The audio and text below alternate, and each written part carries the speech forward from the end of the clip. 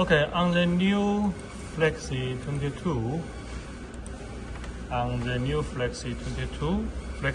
22, or maybe in future version, they're gonna have this function that some clients say when you receive a job, then you're starting to print.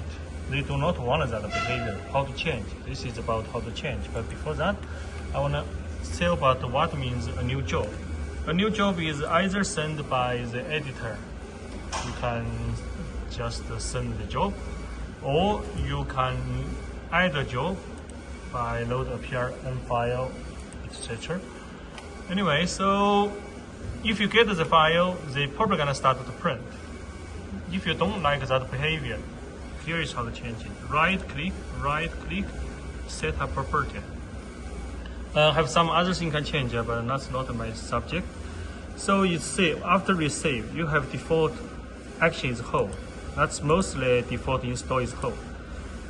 It means do nothing. The just job is just add here. Then you have another function. It's called auto start.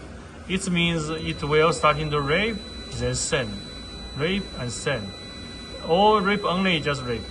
Or schedule is used this time. So when to do that? Actually, I don't think anybody will use that. So rip and send is because it means you rip it. This one don't have because it's already been ripped, so that's why you can only send. But if you change something, for example, this job property, you change something. For example, you change size, you make it smaller. This file is down. We cannot really do this. Do this one. So if you make size change, you press OK. Then nothing happens. Then you have to manually repeat. Then send it.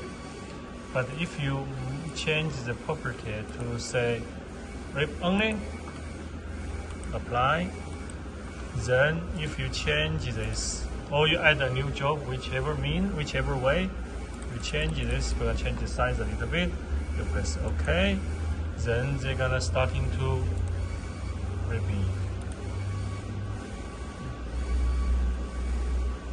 Okay, basically you want default function is hold. That's default.